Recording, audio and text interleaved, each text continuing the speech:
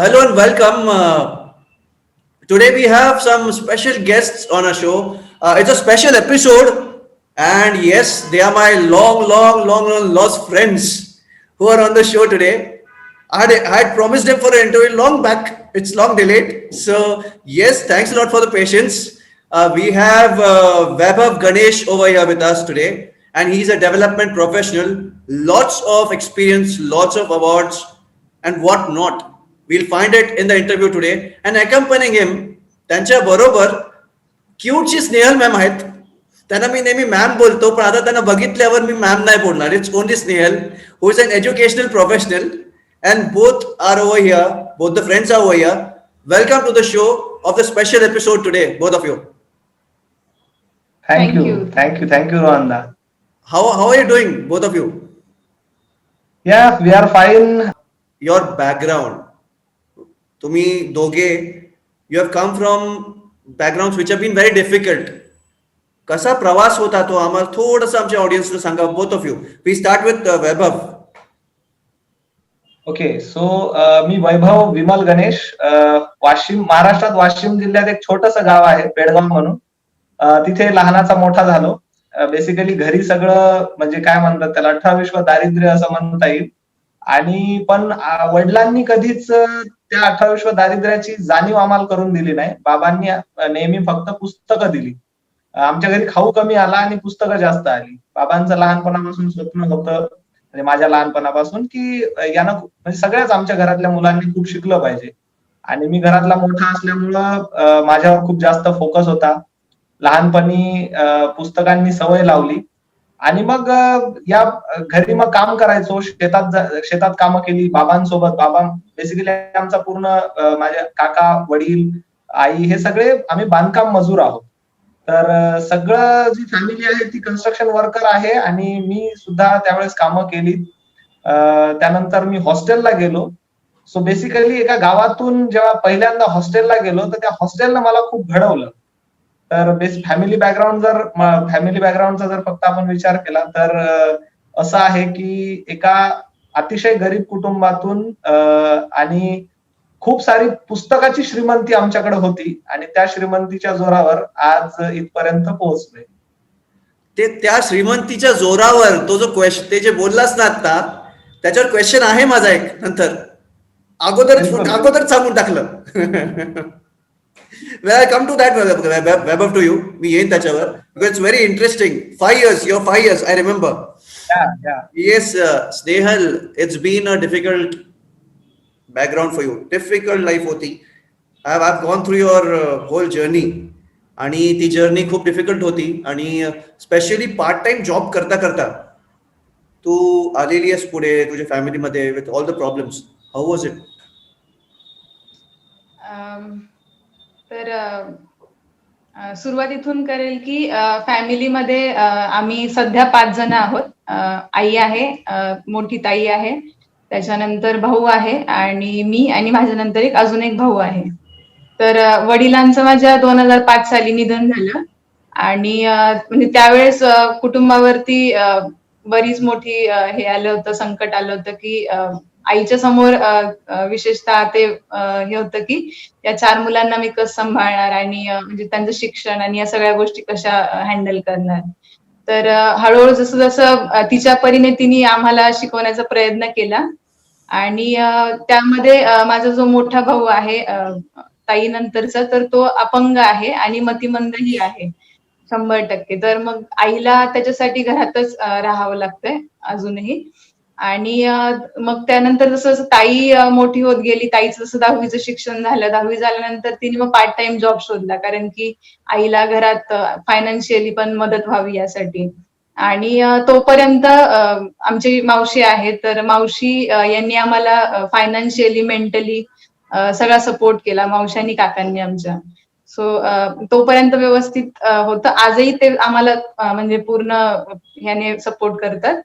पण थोडासा एक मोठं झाल्यानंतर एक घरातला एक हातभार लागावा म्हणून ताईनी पार्ट टाइम जॉब सुरू केला. आणि माझी 10वी झाल्यानंतर मग मी सेम ताईच्या जागेवर कामाला लागले. मग ताईने दुसरा जॉब शोधला.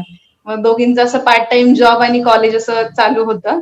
मग त्या दोघींच्या इन्कमने आणि आई शिलाई काम म्हणजे घरातलं काम सांभाळून सगळं शिलाई काम करून थोडंफार तिचेही पैसे यायचे. तर या सगळ्यांनी थोडं काही असं घर भागत होतं हळूहळू.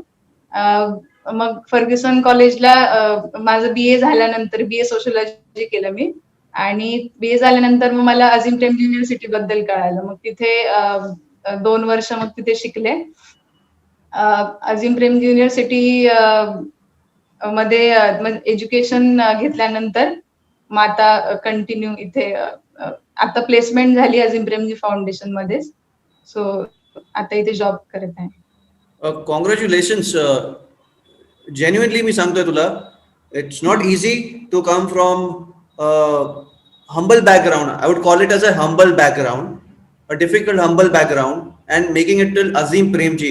Well, congrats and hats off to you, and to you also, Vaibhav, both of you. Thank you. Because I एक गोष्ट स्नेहल बद्दल अजून की म्हणजे तिनं जो सगळा प्रवास सांगितला त्यात एक महत्वाचं म्हणजे हे सगळं जॉब करता करता आणि घर सांभाळता सांभाळता तिचा स्कोर कधीच कमी नाही झाला. म्हणजे शी इज अ ब्राईट स्टुडंट, ती डिस्टिंक्शनच होती प्रत्येक वेळी. सो हे सगळं मॅनेज करणं हे त्यातल्या त्यात अजून एक फार मोठी गोष्ट असते. तुम्हाला या स्पर्धेत पण टिकायचंय आणि तुम्हाला घर पण सांभाळायचंय आणि तुमचा जॉब पण सांभाळायचा आहे. नहीं, definitely Snehal, not easy, as I said, not easy. But यहाँ पे वो बोलते हैं ना, कुछ राज खुलते हैं, कुछ पन्ने खुलते हैं. हम बात कर रहे हैं स्नेहल के बारे में और यह वैभव कुछ राज बता रहे हैं. और हाँ वैभव, दोस्ती के पन्ने होते ही ऐसे हैं. नहीं, दोस्ती के पन्ने वो तो मुझे दिख रहा है. आप दोनों बहुत बेस्ट फ्रेंड्स हो तब से, क्योंकि नंबर्स भी मैंने आपसे मांगा, इनका नंबर आपसे मिला, तो तब से मुझे ये था कि ये बहुत अच्छे फ्रेंड्स हैं. तो आपकी जरा फ्रेंडशिप के बारे में बताइए. बहुत अच्छी केमिस्ट्री आप दोनों की, जरा बताइए कहाँ मिले आप फ्रेंड्स? तो आई वॉज इन फर्ग्यूसन. मैं लास्ट ईयर में था और I was a group leader of NSS. जो NSS है उसका एक ग्रुप का लीडर था एंड स्नेहल मेरे ग्रुप में थी उस समय. तो उस समय से मुलाकात हुई और जब स्नेहल के बारे में जाना, स्नेहल को समझा, तब लगा कि एक जेन्युइन है जिसको आगे बहुत सारे चीजों की जरूरत लगेगी और उससे भी हमें बहुत कुछ सीखना चाहिए. जो अभी आपने बोला कि इट्स नॉट इजी. सो मुझे भी हमेशा प्रेरणा मिली उससे और मेरे पास जो भी था वो भी हम एक दूसरे से शेयर करते रहे. फिर उसके बाद अजीम प्रेमजी, मतलब बेसिकली ये पूरा टर्निंग पॉइंट रहा मेलघाट.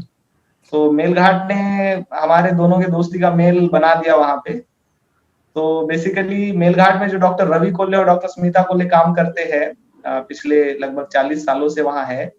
तो उनके यहाँ जो तरुणाई कैंप है, सो मैं उस समय कोऑर्डिनेटर था और स्नेहल पार्टिसिपेंट्स थी.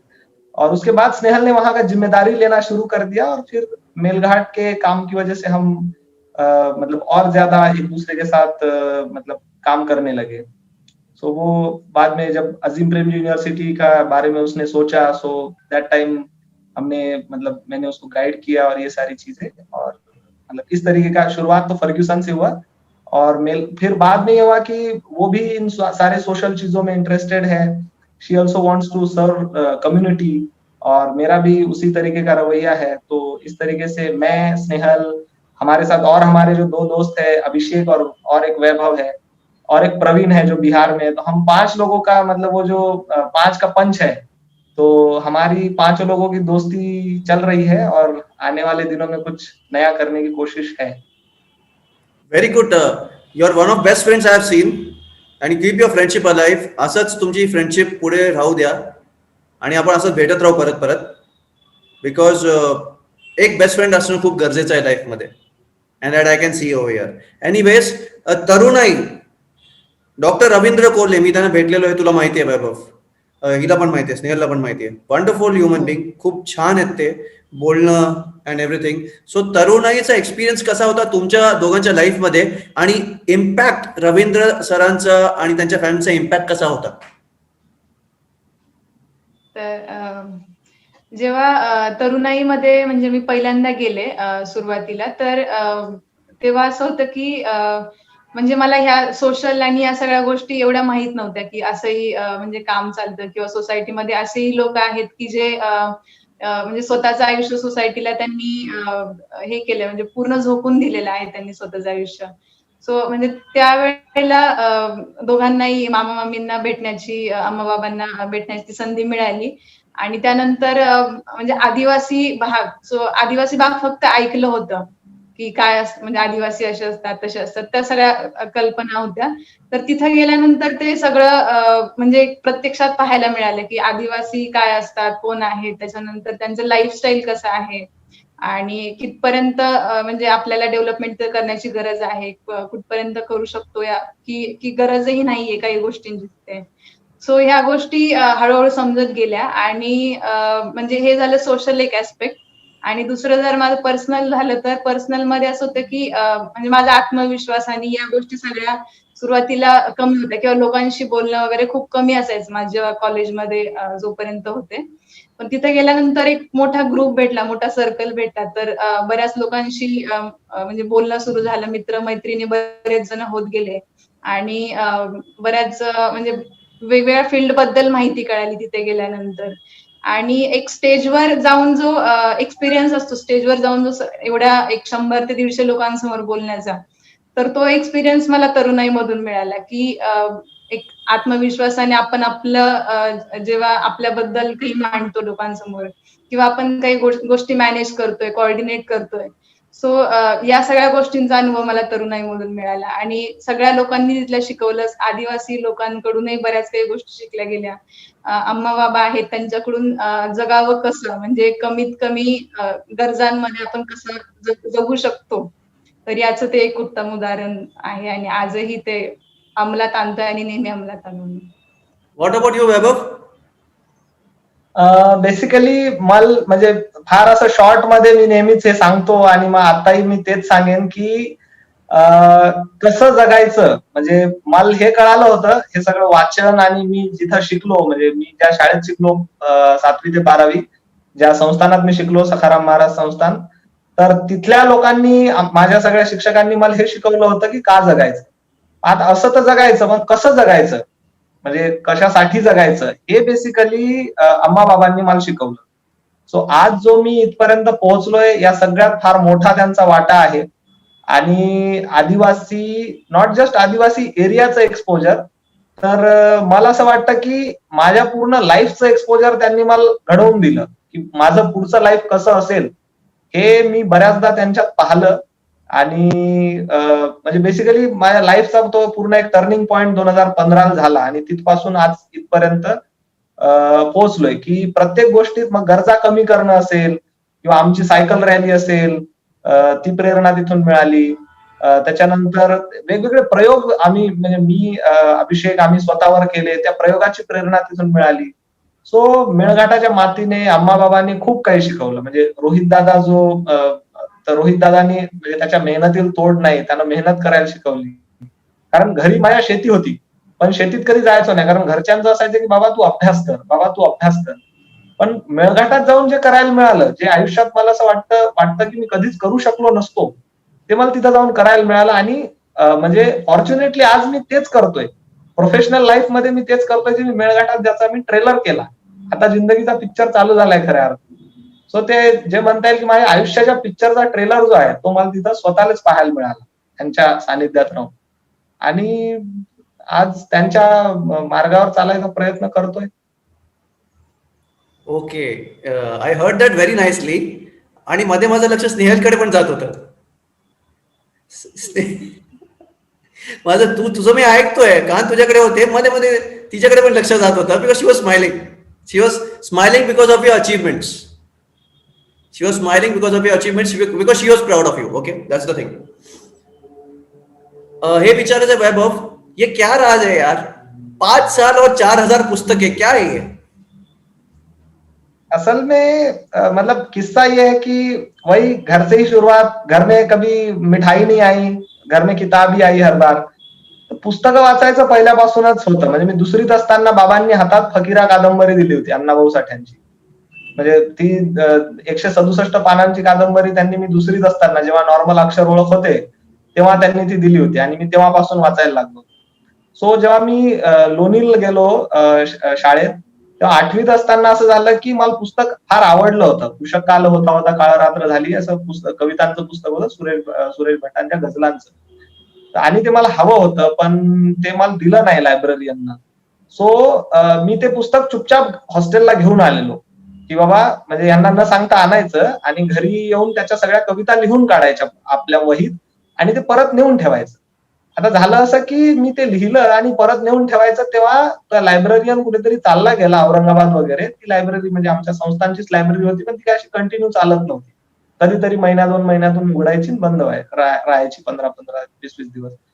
सो मग ते पुस्तक माझ्याकडेच राहिलं. मग मी ते लपून ठेवलं. मग झालं असं की हॉस्टेलमध्ये एकदा कुणाची तरी चोरी झालेली काहीतरी आणि मग सगळ्यांच्या पेट्या चेक झाल्या. तेव्हा माझ्या पेटीत ते पुस्तक सापडलं. मग सरांचं असं म्हणणं आलं, रेक्टर सरांचं, की तू हे पुस्तक चोरी करून आणलं. मी म्हटलं नाही बाबा, मला चोरी करायची काही इच्छा नव्हती, मला वाचायचं होतं. मग तू ठेवलं का? मला कल्याण महाराज जे आमचे संस्थांचे म्हणजे हेड आहेत आणि आमचे प्राचार्य आहेत, त्यांच्याकडे नेलं. महाराजांनी एकच प्रश्न विचारला होता, की तू पुस्तक का नेलं? मी म्हटलं महाराज मला ते वाचायचं होतं. म्हणत तुला पुस्तक वाचायला आवडते का? मी म्हटलं हो. आणि दुसऱ्या दिवशी माझ्या हातात लायब्ररीची चाबी देण्यात आली, सखाराम महाराज सार्वजनिक वाचनालयाची. आणि 8वी पासून ते अराउंड 11वी पर्यंत, म्हणजे 8वी, 9वी, 10वी, 11वी 4 वर्ष मी त्या लायब्ररीतच पडीत असायचो.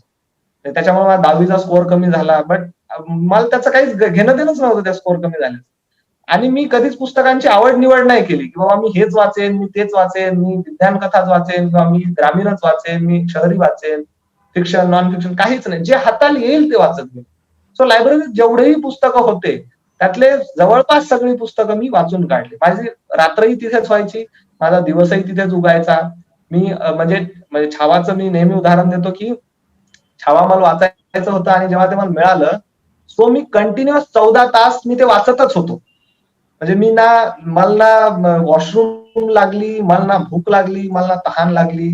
सो मी तेच वाचत होतो. सो अशी बरीच पुस्तकं त्यावेळेस वाचली, मराठीतले सगळे पुस्तकं. आणि म्हणजे माहित नाही त्या गोष्टीचा ड्रॉबॅक म्हणता येईल, की आज मला इंग्रजी वाचायला अजिबात मी इंटरेस्टेड नाही. कारण त्यावेळेस मी एवढं मराठी वाचलं, की आजही मला मराठीच पाहिजे वाचायला, मी इंग्रजी नाही वाचू शकत. म्हणजे प्रयत्न करतो, पण ते काही आपल्या पल्ले नाही पडत ते.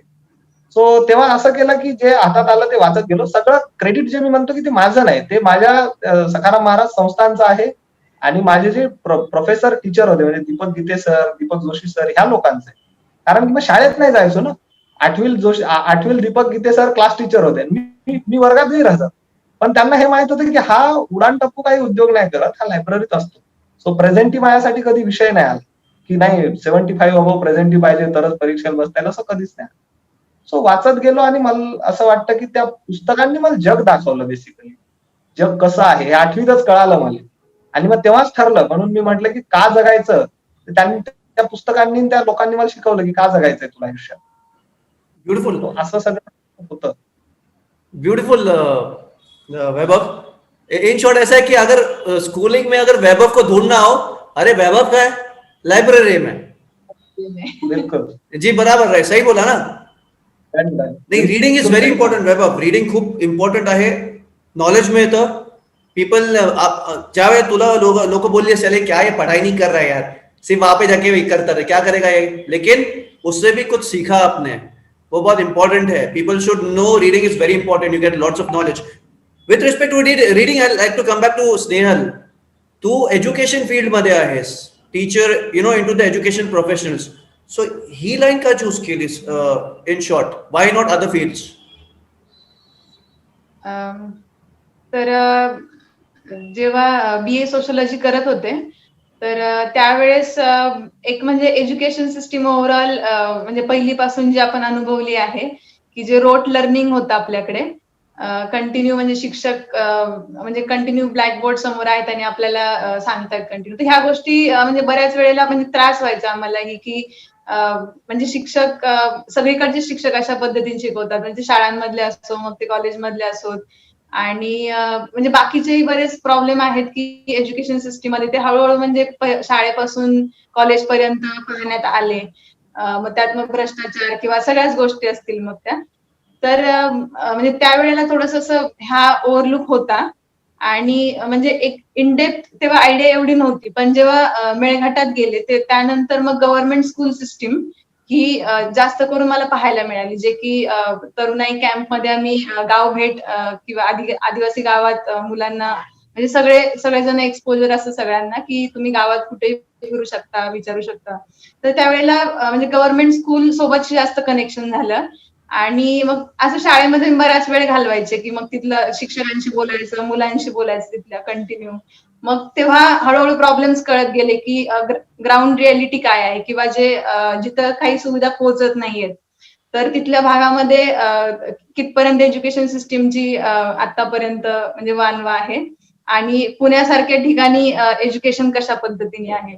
तर म्हणजे ह्याच्यामध्ये कंपॅरिझन म्हणू किंवा जे काही माझं ऑब्झर्वेशन आहे, की असं नाही की पुण्यामध्ये सगळे एज्युकेशन सिस्टीम म्हणजे वेल आहे आपल्याला असं वाटतं किंवा दिसतं.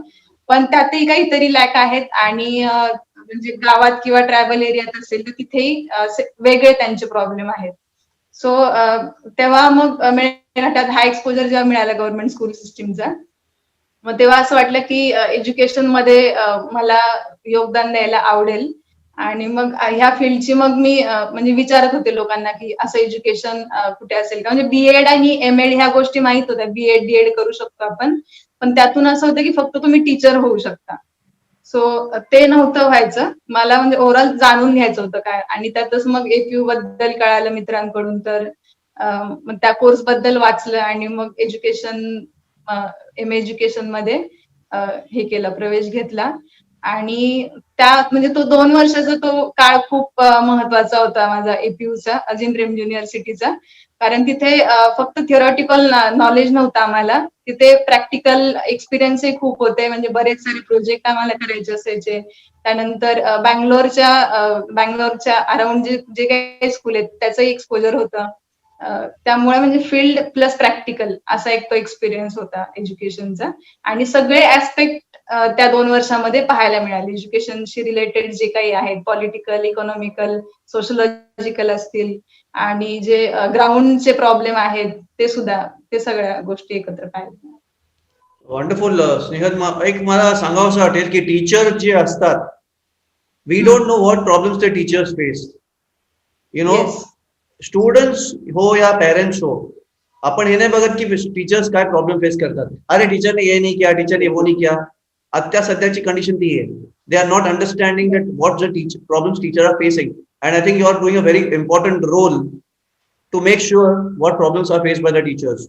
So you can actually be बरोबर. a role model to the students. आणि मला हे सांगावं लागेल तुला की मेन स्कूल्स, नॉट जस्ट ग्रामीण, मुंबई मधले, सिटी मधले पण स्कूल्स मध्ये हा प्रॉब्लेम फेस होतोय. Students don't understand what the teachers face, parents don't understand, bus exam डाल दिया, अरे अच्छा नहीं पढ़ा रही है. वी नीड टू अंडरस्टैंड बरोबर. टीचर्स को भी डिफिकल्टी होती है, त्यांना पण त्रास असतो ते शिकवताना. So very good important point which you made over here. With reference to this, we come to Vaibhav again. Vaibhav, you are known as Manas Putra of Ravindra Kode sir, right? हाँ, मतलब लोगों से तो ऐसे ही सुनने को मिलता है आजकल. So थोड़ा जानना चाहेंगे हम, थोड़ा सा, in short.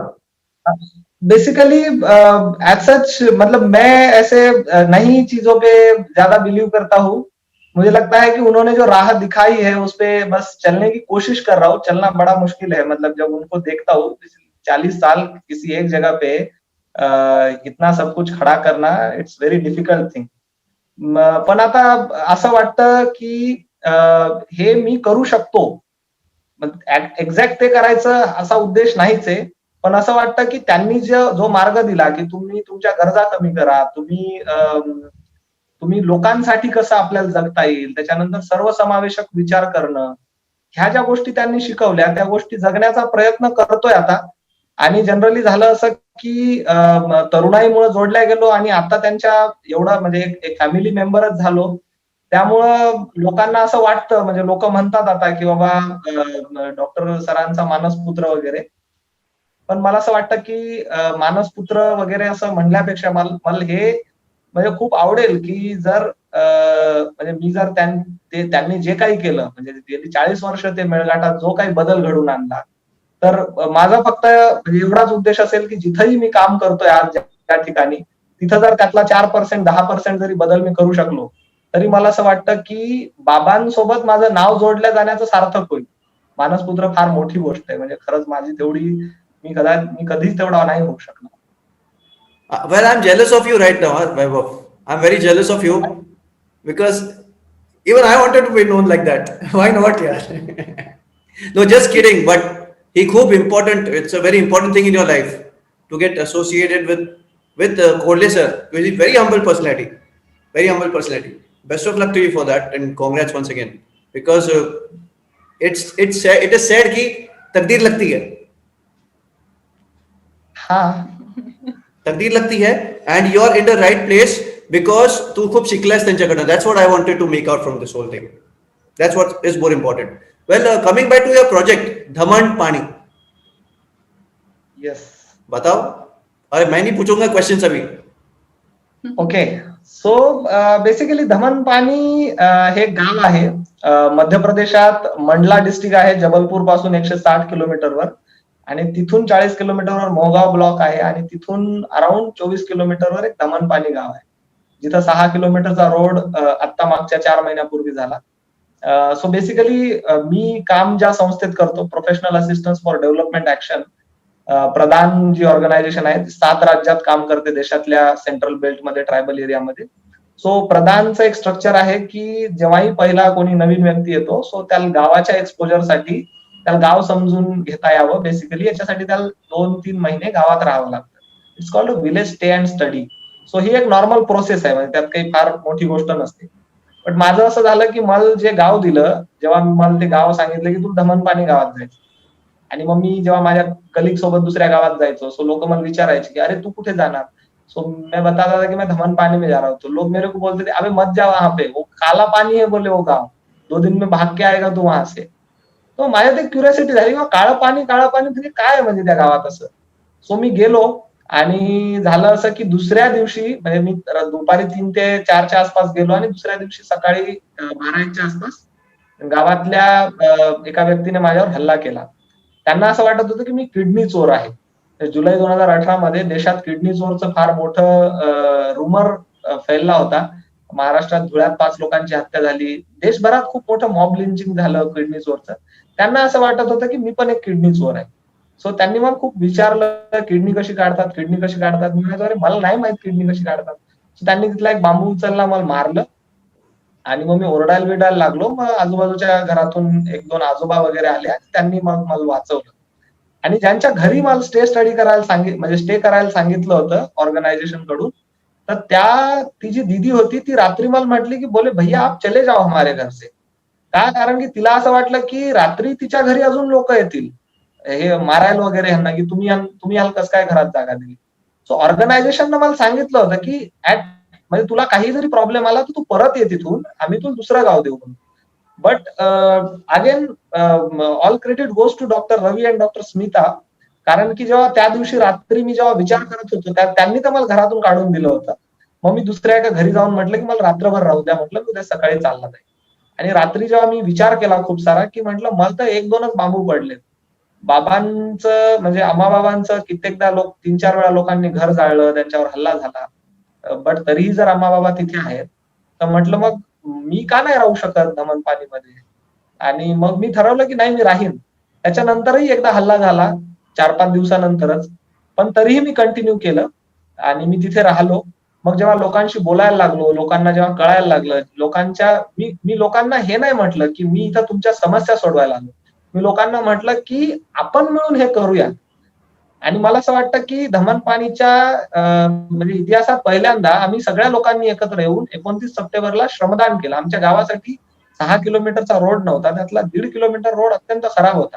गावात ना अँब्युलन्स येत होती, ना गाडी येत होती, काहीच नाही. इव्हन 2 व्हीलर यायची नाही पावसाळ्यात. सो आम्ही तो श्रमदानाने रोड केला.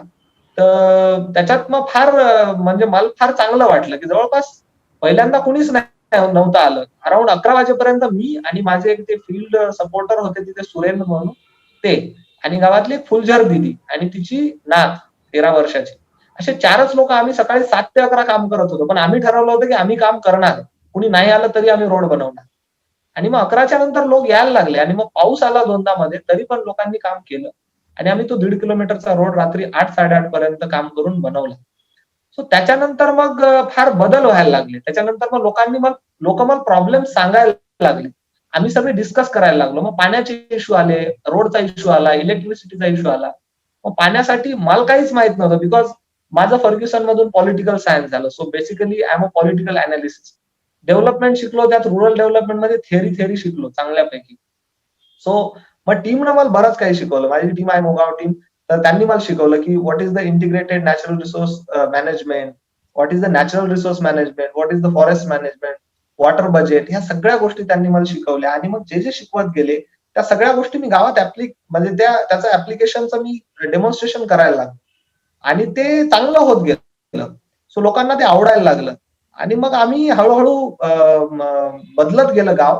गावात मग नरेगाचे कामं व्हायला लागले. त्या कामा थ्रू आमच्याच शेतात आम्ही काम करायला लागलो. सरकारकडून आम्हाला पैसाही मिळायला लागला एमजी नरेगाचा.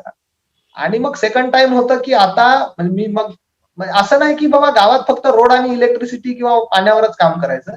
गाव म्हटलं की माझ्या गावातल्या सगळ्याच इश्यू आपण डील केल्या गेले पाहिजे आपल्याकडून. सो मग हॉर्टिकल्चर मध्ये गेलो आम्ही, कारण गावाचा जेव्हा आम्ही बीएमआय केला तेव्हा गावात 2 महिला होत्या ज्यांचा बीएमआय आयडियल होता. बाकी गावातले 480च्या आसपास लोक जे होते ते अंडर वेट होते. सो मग आम्ही न्यूट्रिशनसाठी काय करता येईल, सो आम्ही किचन गार्डनची जी कॉन्सेप्ट आहे ती इंट्रोड्यूस केली. छोट्या छोट्या 10 डिसमिल म्हणजे आपल्या भाषेत सांगायचं झालं तर 1 गुंठा, अर्धा गुंठा जागेत आपल्याला भाजी कशी लावता येईल ते केलं. त्याच्यासाठी लोकांचे नकार आले, त्याच्यासाठी फाईट करावं लागलं खूप सारं. गावातल्या महिला माझ्यासोबत होत्या, गावातले काही पुरुष माझ्यासोबत होते. त्याच्यानंतरही माझ्यावर 2दा हल्ले झाले. गावातल्या समाजसभेनं मला बहिष्कृत केलं. गावातली जी सरपंचाची गाडी होती, बेसिकली माझ्याकडे तेव्हा 2 व्हीलर नव्हती, सो मी गाडीतून येणं जाणं करायचो, जी गाडी चालायची. सो त्यांनी मला गाडीत बसायला अलाउ नाही केलं, की बोले भैया मत बैठो. मग मी पैदल गेलो 6 किलोमीटर. सो असा सगळा तो प्रवास होता. आणि फायनली आम्ही टार्गेट ठेवलं होतं की 2 वर्षात आम्हाला आमचा रोड बनवायचा ऍट एनी कॉस्ट, काही झालं तरी चालेल. आणि आम्हाला इलेक्ट्रिफिकेशन गावाचं 3 वर्षात करायचं आणि 5 वर्षात आमचं गाव पाणी आलं पाहिजे गावात. एवढं पाणी की आम्ही म्हणजे काय तिन्ही सीझन आमच्या शेतीला पाणी आलं पाहिजे. सो मी अराउंड 2 वर्षात आमचा रोड बनलाय. त्याच्यात खूप प्रॉब्लेम्स आले, फॉरेस्ट डिपार्टमेंट सोबत भांडावं लागलं.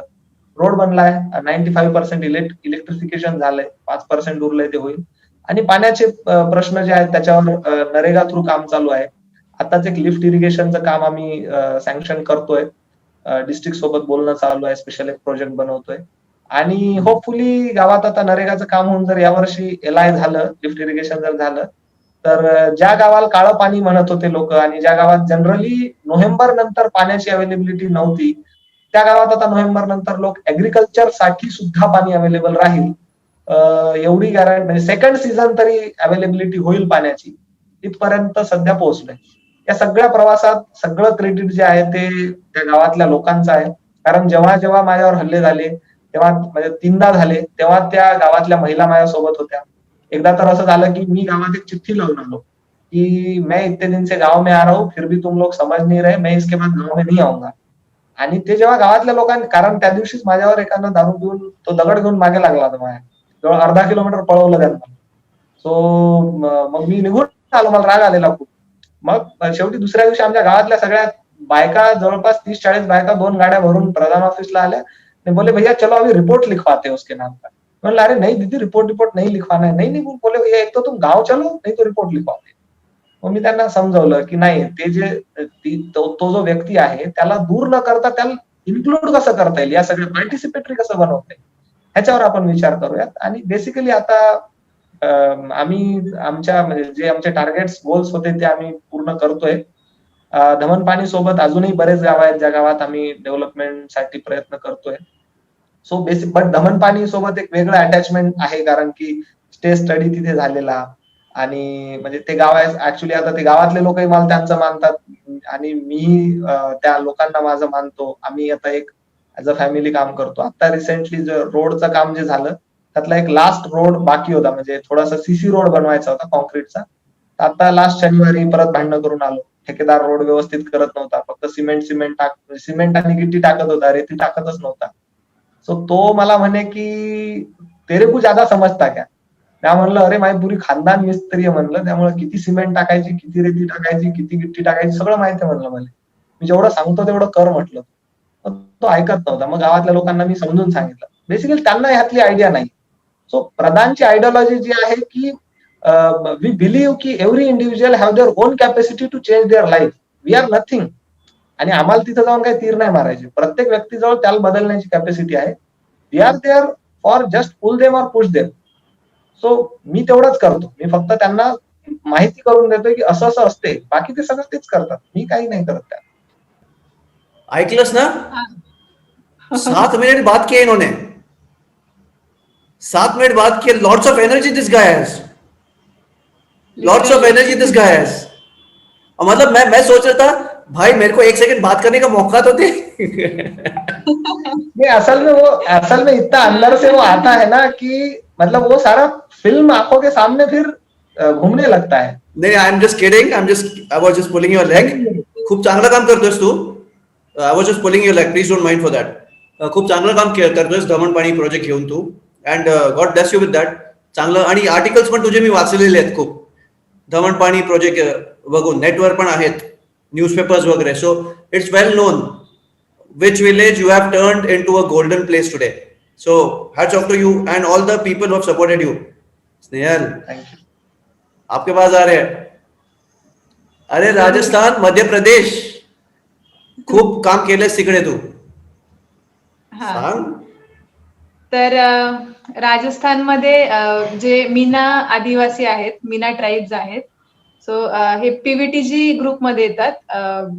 म्हणजे ज्यांची पीव्हीटीजी म्हणजे जे आदिवासी समूहांची संख्या आज कमी होत चालली, त्यांची म्हणजे त्यांचे समूह किंवा त्यांची कम्युनिटी कमी होत चालली, त्यांची लोकसंख्या कमी होत चालली. सो त्यातला हा एक ग्रुप आहे मीना ट्राईब्स म्हणून. तर राजस्थान आणि गुजरातच्या बॉर्डरवरती उदयपूरला एक छोटस गाव आहे. तर त्या गावामध्ये एक 4 ते 5 दिवस म्हणजे कंटिन्यू राहण्याचा योग आला. आणि तिथली म्हणजे माझा रिसर्चचा विषय होता तेव्हा की ड्रॉप आउट का होतात मुलं इथले. सो म्हणजे एक तिथे मैत्रीण राजीविकामध्ये काम करते, राजस्थान आजीविका मिशन मध्ये. तर तिच्याकडून हे जाणून घेण्याचं हे मिळालं की तिथले बरेच सारे मुलं जे 8वी 9वी 10वीतले आहेत, तर ते ड्रॉप आउट होतात शाळेमधून. तर म्हणजे त्याच्या मागची कारण शोधायची होती की का ड्रॉप आउट होतात. म्हणजे सिस्टीम मध्ये काही प्रॉब्लेम आहे की मुलांकडून फॅमिली किंवा बाकी आजूबाजूच्या परिसरात सोशल इकॉनॉमिकल काही प्रॉब्लेम आहेत. सो त्यावेळेला म्हणजे दोन्ही साईडनी कारण दिसले, दोन्ही साईडनी प्रॉब्लेम फाइंड आउट झाले. जे की सिस्टीम मधून असे होते की जेव्हा 8वी पर्यंत आता आपण पास करण्याचं हे आहे आरटीई नुसार की 8वी पर्यंत मुलांना पास करायचं आहे. सो असं होतं की 8वी पर्यंत मुलं जास्त काही अभ्यासाकडे लक्ष देत नाहीत. मग एकदम 9वी मध्ये आणि 10वी मध्ये आल्यावर मग त्यांना मॅथ्स, सायन्स ह्या सगळ्या गोष्टी अवघड जातात एकदम. सो ते डिरेक्टली शाळा सोडून देतात की म्हणजे नाही शिकायचे, खूप ओव्हरलोड होतंय. आणि म्हणजे ते एक सिस्टीमचा एक फॉलबॅक म्हणजे तो एक सापडला. आणि त्याच्यानंतर एक होतं की मुलांकडून असं होतं की जे मुलं आहेत घरातले, जे मेल आहेत, बॉईज आहेत, सो त्यांच्यावर एक त्या वयामध्ये एक विशिष्ट जबाबदारी येऊन जाते घराची, फायनान्शियल, की म्हणजे तुम्हाला आता घर सांभाळायचे, तुम्ही मोठे झाले आहेत आणि शिकून कितपर्यंत शिकणार आहे तुम्ही, शिकून जॉब कधी लागेल माहित नाही. आणि गावात तेवढी सोय नाही की ग्रॅज्युएशन, पोस्ट ग्रॅज्युएशन पर्यंत शिकतील ते. मग त्यांना राहायला जायचंय जिल्ह्याच्या ठिकाणी किंवा मग बाहेरच्या राज्यात किंवा दुसरीकडे. सो ते पाठवण्यासाठी पॅरेंट्स तयार नाहीयेत कधीच मुलांना बाहेर शिक्षणासाठी. मग त्यांचं आहे की आतापर्यंत जेवढं शिकले तेवढं बस झालं, म्हणजे तुम्हाला लिहायला वाचायला येते इथपर्यंत बस झालं, आता तुम्ही काहीतरी काम शोधा. सो मग तो एक ड्रॉपआउटचे ते एक रिझन होते. मग म्हणजे तेव्हा त्या आदिवासी समुदायाकडून बरंच काही शिकायला मिळालं, जो की एक मेळघाटचा एक्सपिरियन्स होता. आणि मग तो मी तिथे कनेक्ट करू शकले की म्हणजे जे स्कूल सिस्टीम आहे ते ओव्हरऑल म्हणजे भारतामध्ये या अंडर प्रिव्हिलेज गावांमध्ये कशा पद्धतीने चालते. तर म्हणजे तो एक ओव्हरव्ह्यू भेटला. आणि त्याच्यानंतर मग मध्य प्रदेशमध्ये एक 1.5 महिन्याची इंटर्नशिप केली मी. मग ते एक स्पेसिफिक टॉपिक होता की शिक्षकांसोबतचा होता. कारण की एपीयू मध्ये, अजिंक्य युनिव्हर्सिटीमध्ये शेवटच्या वर्षाला आम्हाला एक स्पेशलायझेशन करायचं असतं, म्हणजे गरजेचं नाहीये, ज्यांना कोणाला आवड आहे ते करू शकतात. तर माझा विषय होता टीचर प्रोफेशनल डेव्हलपमेंट, म्हणजे माझा फोकस होता तो. तर म्हणजे टीचर प्रोफेशनल डेव्हलपमेंट मी यासाठी निवडलं की शिक्षक हा एज्युकेशन सिस्टीम मधला म्हणजे खूप महत्वाचा रोल आहे, महत्वाची भूमिका आहे शिक्षकाची एज्युकेशन सिस्टीम मध्ये. कारण की शिक्षक सिस्टीमलाही जबाबदार आहे आणि त्यानंतर शिक्षकांना कनेक्शन असतं सिस्टीम सोबतही आणि डिरेक्टली मुलांशीही. सो ते कनेक्शन तिथं शिक्षकांचं म्हणजे खूप महत्वाचं आहे. तो रोल म्हणजे डायरेक्टली क्लासरूम मध्ये जे एंगेजमेंट आहे ती शिक्षका थ्रू होते मुलांकडे. सो म्हणजे जर शिक्षक व्यवस्थित असेल आपल्या सिस्टीम मध्ये तर मुलं व्यवस्थित त्यांचं आयुष्य घडेल. सो असं हे होतं. आणि म्हणजे तोपर्यंत जे रिसर्च वगैरे झाले तर त्याच्यामध्ये असं होतं की शिक्षक आजपर्यंत तेही त्या ज्या सिस्टीम मध्ये शिकलेले आहेत, जी की आपली रोट लर्निंगची सिस्टीम आहे त्या सिस्टीम मध्ये मधूनच ते आलेले आहेत. त्याच्यामुळे आपले शिक्षकही तसेच आहेत आज. सो म्हणजे असं डोक्यात होतं की त्यांची काही हे बदलता येईल का, की म्हणजे एक आयडियली देतात लोक हे की शिक्षकांनी म्हणजे वेल हे असलं पाहिजे, वेल ट्रेन्ड असलं पाहिजे. पण तेही त्या सिस्टीम मधून येत आहेत तर ते वेल ट्रेन्ड कसे असतील. सो त्यांना बदलवण्याचं हे काय आहे, मग आपण कितपर्यंत त्यांना बदलू शकतो, की म्हणजे सिस्टीम पर्यंत जर आपण जाऊ शकत नाही की सिस्टीम मध्ये जायचं तुम्हाला मग गव्हर्नमेंट मध्ये जावं लागेल, मग तुम्हाला ते सगळं चेंज करावं लागेल.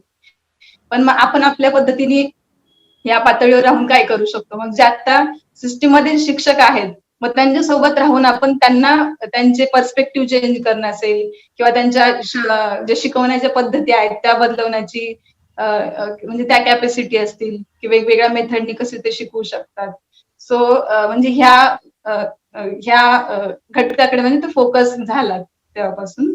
मग ते दोन्ही प्रोजेक्टनी म्हणजे एक मला म्हणजे तो व्ह्यू मिळाला की मी फ्युचरमध्ये कोणत्या घटकावर व्यवस्थित काम करू शकते. एक्सपिरियन्स जो होता तो सांगितलास, but specific with those ladies interactions कसा होता? Did they understand what you were saying? Did they understand what you were saying? Because त्यांची लँग्वेज वेगळी असते आणि आपली लँग्वेज वेगळी असते. सो कधी असं काय झालं? कधी शॉर्ट मध्ये मला सांग. म्हणजे जेव्हा कम्युनिटीमध्ये जायचे मी तर तेव्हा हिंदी एक म्हणजे जेव्हा नॉर्थ मध्ये म्हणजे राजस्थानमध्ये आणि मध्य प्रदेशमध्ये जेव्हा काम झालं तर हिंदी ही एक म्हणजे प्रमुख असं म्हणता येईल किंवा आमचं कन्व्हर्सेशनची लँग्वेज होती ती, जी की मला येत होती हिंदी. पण जेव्हा मी त्या भागांमध्ये जायचे आदिवासी भागांमध्ये तर त्यांची एक लोकल लँग्वेज असते, वेगळी असते. सो ते लोकल लँग्वेज मध्ये बोलायचे पण म्हणजे मला ते समजायचं ते काय बोलतायत. ऍटलिस्ट हिंदीचे काही शब्द त्यात असायचे त्याच्यामुळे मग कन्व्हर्सेशन म्हणजे साधणं सोपं जायचं. आणि मी जे हिंदी बोलायचे ते त्यांना सगळं समजायचं, त्यामुळे ते त्यांच्या लँग्वेज मध्ये आन्सर द्यायचे, त्यांना हिंदी बोलता येत नव्हतं. सो म्हणजे ओव्हरऑल असं. आणि बाकी त्यांच्या लाईफ बद्दल जर म्हणलं तर तिथल्या वुमन म्हणजे सगळ्या ज्या काही आहेत सगळी म्हणजे या दोन्ही आदिवासी भागांमधल्या तर मोस्ट ऑफ दी ऍग्रिकल्चर म्हणजे शेतीच करतात त्यांची स्वतःची. आणि मग बाकी घरातली कामं. आणि जर गावात काही उद्योग असतील किंवा बचत गट किंवा गव्हर्नमेंट थ्रू काही प्रोग्राम होत असतील किंवा मनरेगाची काही कामं आहेत तर या म्हणजे याच्यामध्ये त्या सहभागी असतात. ओके. मी एवढं सांगेन की काम छान करतेस मलाही माहिती आहे, तुलाही माहिती आहे. बट हे कंटिन्यू ठेव बिकॉज वी वॉन्ट लीडर्स. आपल्या कंट्रीला लीडर्स बहुत गरज आहे. आता सध्याच्या काळात खूप गरज आहे. I am very frank, I am very vocal about my thoughts. But अभी मेरी बीवी ने मुझे बोल दिया है तू भाई वोकल मत रहे वरना मारा जाएगा, पिटा जाएगा. But I'm holding this thoughts over here. But we need leaders like you. We need social activism मध्ये लोकांसाठी काही करणं. आय थिंक तुम्ही खूप छान करताय, both of you in your respective fields. Snehal, I want you to do lot for the teachers. A lot means lot. I want your name to be very big specifically. आणि धमण पाणी project घेऊन खूप पुढे जा अशी माझी इच्छा आहे. आणि परत आपण भेटणारच आहोत, घाबरू नको. We are going to meet up. तुझ्याबरोबर इंटरव्ह्यूज माझी कंटिन्यू राहणार आहेत. Okay, with respect to your achievements. And with respect to teacher field, please achieve a lot. मी परत तुम्हाला भेटत राहील because you really deserve a lot, both of you. Future, before we leave, future मध्ये both of you तुमचे thoughts काय आहेत with respect to your fields?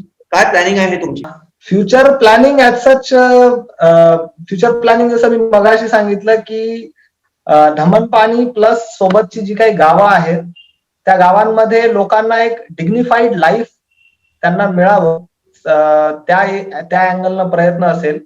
आणि जिथे कुठे आम्ही म्हणजे जिथे कुठे मी असेन तर तिथे ज्या कोण्या कम्युनिटी बेसिकली काम तर कम्युनिटीतच करणार आहोत, रुरल इंडियातच करणार आहोत, शहरात नाही जायचंय, आदिवासी भागातच राहून काम करूयात.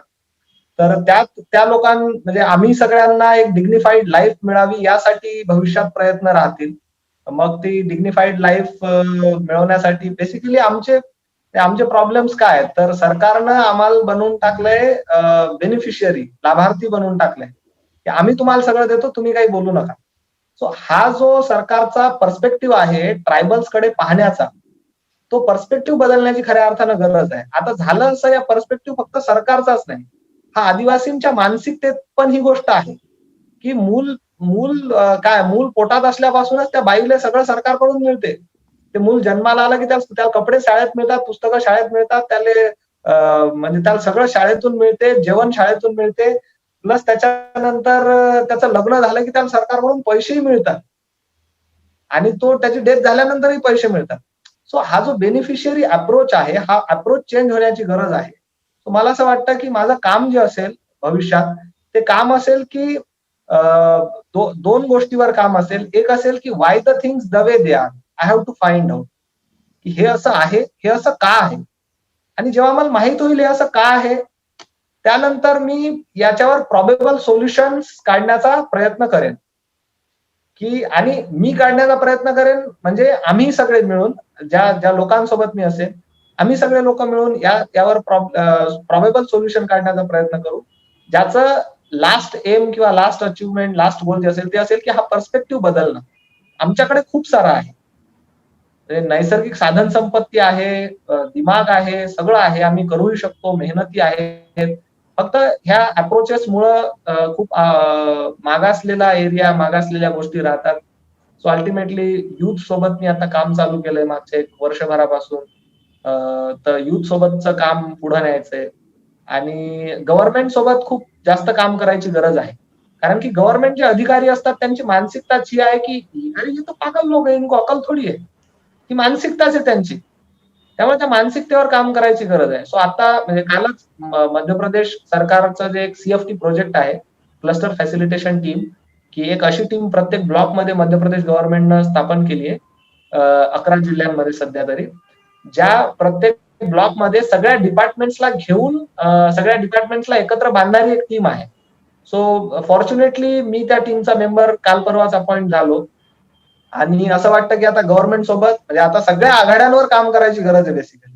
सो फ्युचरमध्ये या सगळ्या आघाड्या सांभाळत गव्हर्नमेंट, कम्युनिटी, स्वतः आणि लाईव्हलीहूड, हे सगळं सांभाळत तिथला तो पर्स्पेक्टिव्ह चेंज करायचा विचार आहे. Congratulations for everything. थॉट्स, मानसिकता चेंज करायची खूप गरज है. तो आपने मेरे दिल की बात छीन ली, जो मैं हमेशा कहना चाहता हूँ कि यहाँ बहुत चेंज चाहिए. We need a lot of changes in India basically overall. Deep में जाना नहीं चाहूंगा, but good, best of luck to you Vaibhav. Ji बोलिए. तर जे आपण आता बोलत होतो की मानसिकता चेंज करायची आहे, तर म्हणजे एज्युकेशनच्या दृष्टीने जर पाहिलं तर मूल जेव्हापासून घडतं, लहानपणापासून घडतं, तर त्याला तेव्हापासूनच ते विचार मिळत गेले, तेव्हापासून त्याला तो सामाजिक दृष्टिकोन मिळत गेला आणि जीवन कशासाठी जगायचं, का जगायचं आणि आपण कसं जगलं पाहिजे, तर ह्या गोष्टी त्याला लहानपणापासूनच, शाळेपासून म्हणा किंवा घरापासून म्हणा, या मिळत गेल्या, तर म्हणजे त्याचं भविष्य उज्ज्वल असेल. तर म्हणजे एज्युकेशनलिस्ट यांचा जो अप्रोच आहे की आपण एज्युकेशनकडे का फोकस करतोय, की कारण की एज्युकेशन हे प्रत्येकाच्या आयुष्यातलं खूप महत्वाचं आहे आणि त्याच्यामुळं मग असं आहे की म्हणजे ओव्हरऑल फ्युचरमध्ये काम असेल, सध्या तर शिक्षकांसोबत काम करण्याची एक मानसिकता खूप म्हणजे मोठी हे आहे, माझी इच्छा आहे की शिक्षकांना जे शिक्षकांमध्ये आपण पर्स्पेक्टिव्ह बिल्डिंग करायचं आहे, त्यानंतर कॅपॅसिटी त्यांच्याकडे भरपूर आहेत, पण त्या कॅपॅसिटी म्हणजे त्याचे अजून एक्सपांड करायच्यात, की तुमच्याकडे या कॅपॅसिटी आहेत, त्याचा तुम्ही कसा वापर केला पाहिजे. सो त्यांना ते फक्त जाणवून द्यायच्यात गोष्टी. बाकी तर म्हणजे सगळं आहे, कारण की ते सुद्धा त्या सिस्टीम मधून आलेले आहेत, त्याच्यामुळे म्हणजे ते पण तेवढ्याच मर्यादित अजून याच्यामध्ये आहेत. पण आपल्याला फक्त त्याच्या पुढची एक स्टेप घ्यायची आहे, की त्यांच्यासोबत त्यांना त्यांच्या त्या कॅपॅसिटी ओळखून द्यायच्या आहेत. सो म्हणजे शिक्षकांसोबत काम करणं हा एक एम आहे सध्या, म्हणजे फ्युचर लाईफ मध्ये. आणि सध्या अझीम प्रेमजी फाउंडेशन सोबत काम करत आहे. आणि फ्युचरमध्ये असं आहे की महाराष्ट्रातले जे काही दुर्गम भाग आपण बघतोय, की मेळघाट आणि गडचिरोली वगैरे, की इकडे शिक्षणाच्या बाबतीत बराच अजून लॅक आहे, की जिकडे अजून पाहिलं नाही जाते शिक्षणाबद्दल जास्त. तर मग फ्युचरमध्ये असं आहे की तिकडे एज्युकेशन वरती काम सुरू करायचं. मग म्हणजे कोणती संस्थाही सोबत असेल तर अजून खूप चांगलं आहे. जे कोणी म्हणजे फाउंडेशन, म्हणजे अझीम प्रेमजी फाउंडेशन आहे, त्यांना घेऊन जर पुढे जात आलं तर अजून बेटर आहे. आणि म्हणजे या गोष्टी सगळ्या आहेत. मला असं वाटतं की रोहनदा, तू सुरुवातीला पण जे म्हटला की टीचरवर काम करायची खूप गरज आहे, आणि आता स्नेहल जसं म्हणते, तो ऍज अ डेव्हलपमेंट प्रॅक्टिशनर मी जेव्हा एज्युकेशनकडे बघतो तेव्हा मला असं वाटतं की भविष्यात काम करायची गरज आहे. एज्युकेशन आणि नॉलेज ह्याच्यामध्ये खूप सारी गॅप आज तयार झालेली आहे. म्हणजे स्नेहलनं आता जो कॅपॅसिटीचा मुद्दा सांगितला की teachers have lots of capacity but you have to expand. त्यांना जाणीव करून द्यायची गरज आहे की ऍज अ टीचर म्हणून ते काय काय करू शकतात. सो ते एज्युकेशन देत आहेत सध्याच्या घडील मेकॉले सिस्टीमनं, ते एज्युकेशन देत आहेत, बट आपल्याला त्यांना त्या नॉलेजकडे घेऊन जाण्याची गरज आहे. सो मला असं वाटतं की भविष्यात जर त्याच्यावर जर काम झालं, एज्युकेशन आणि नॉलेज ह्याचा गॅप जर आपण भरून काढू शकलो, तर हे सगळ्यात मोठं काम आहे एज्युकेशन. ओके, छान छान छान, खूप छान. Good thoughts. Snehal, best of luck to you both, तुम्हाला दोघांना बेस्ट ऑफ लक तुमच्या रिस्पेक्टिव्ह फील्ड्समध्ये. And Snehal, make those changes. ग्रामीण भागात मी पण जाऊन आलेलो आहे, शूट करून आलेलो आहे. I have seen the schools end all that. बहुत सारी चीजें वहां पे नहीं हो रही है, ये सबको पता है, लेकिन की नहीं जाती है. So unfortunately whatever people, the main people are not looking into it. So I just hope तुम्ही तुमचं काम चालू ठेवा, बिकॉज त्यांनीच इंडिया पुढे जाणार आहे. आणि best of luck to both of you. God bless you. दिल से आप सब दोनों के लिए, आपके सक्सेस के लिए मेरी दुआ है. जाने से पहले, थँक्यू व्हेरी मच. थँक्यू. अरे जाने से पहले बोला, पहले थैंक यू बोल दिया. हाँ बिल्कुल बिल्कुल, please go ahead, please go ahead. नहीं, आई एम जस्ट किडिंग. जाने से पहले इट्स बीन लॉन्ग टाइम हम मिले हैं. Really sorry for all the delay, really sorry because been a long wait. So मैं कहना चाहूंगा really sorry for the delay from my end. आपका एक्सपीरियंस कैसा रहा इस वार्तालाप में, शॉर्ट में बताइए. मतलब मैं पहले इतनी कॉन्फिडेंट नहीं थी कि जब मतलब इतना लॅक रहा, मतलब म्हणजे खूप दिवसांपासून आपलं कन्व्हर्सेशन आधी झालं होतं, एक 7 ते 8 महिन्यांपूर्वी, की आपण एक असा इंटरव्ह्यू घेऊ. आणि त्यावेळेला फील्डची काही आयडिया नव्हती, जे की आता एक 15-20 दिवस ते 1 महिना झाले मी आता फील्ड मध्ये आहे. तर म्हणजे आता तो कॉन्फिडन्स आला की आता मी बोलू शकते, म्हणजे एज्युकेशन सिस्टीम आणि या सगळ्या गोष्टी. सो म्हणजे छान वाटलं मलाही बऱ्याच गोष्टी यातून, म्हणजे एक फाइंड आउट म्हणतो की आपण क्लिअर म्हणतो, तो एक क्लिअर वे पण मिळाला. आणि छान वाटलं म्हणजे ओव्हरऑल. अच्छा, छान वाटलं. बोलिए जनाब. बेसिकली मला आपलं पहिलं डिस्कशन आठवलं की म्हणजे जेव्हा तू सांगितलेलं हे सगळं, तेव्हा मला ही आयडिया फार एक तर चांगली वाटली की म्हणजे ज्याही क्षेत्रात तू आधी व्हिडिओ बनवत होतास की अशा 3-4 क्षेत्रातल्या लोकांसोबत. सो मला हे फार छान वाटलं, आणि म्हणूनच मी या काही अजून लोकांचे नंबर दिले होते की या लोकांना समाजासमोर किंवा इन जनरल या प्लॅटफॉर्मवर आणण्याची गरज आहे. सो मला खूप छान वाटलं ऍक्च्युली या सगळ्या म्हणजे ह्या सगळ्या ह्याच्यात की अशा पद्धतीनं मी कामाबद्दल बोलतोय. बाकी हे काम फार ग्रेट आहे ऍक्च्युली. असे छोटे छोटे एक्सपिरियन्सेस जे आहेत ते समाजासमोर आणण्याची गरज आहे. कारण की बऱ्याचदा असं होतं, म्हणजे जेव्हा मी प्रधानकडे पाहतो तेव्हा आमच्या इथं म्हणजे 100 लोक जॉईन करतात आणि ऍट द एंड आम्ही म्हणजे एका वर्षाच्या आमचे जे शेवटचं सेंट्रल इव्हेंट असतो त्यात आम्ही 20 ते 22 लोक उरतो.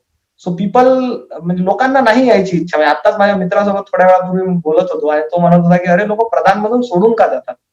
त्याचं कारणच हे आहे की तुम्हाला रिमोट एरियामध्ये तुम्हाला अशा ठिकाणी जिथं तुम्हाला वीज नसते, लाईट नसते, तिथं पिझ्झा भेटत नाही, कोक भेटत नाही, रात्री थंडीत काम करावं लागतं, उन्हात दिवसभर फिरावं लागतं, ट्रान्झिट वॉक करावं लागतात. सो बेसिकली लोकांसाठी जगणारी जी काही उदाहरणं आहेत किंवा लोकांसोबत जगणारी जी काही उदाहरणं आहेत ती जर लोकांसमोर आली आणि मला असं वाटतं की या आमच्या दोघांच्याही डायलॉग मधून जर 2 लोकांना जरी असं वाटलं की बाबा या सेक्टरकडे खरंच पाहण्याची गरज आहे तर मला असं वाटेल की फार मोठी गोष्ट होईल आणि फार चांगलं आहे हे सगळं. हे असं होण्याची गरज आहे अजून वारंवार. वेगवेगळ्या सेक्टर मधले लोक येण्याची गरज आहे आणि वेगवेगळे एक्सपिरियन्सेस येण्याची गरज आहे.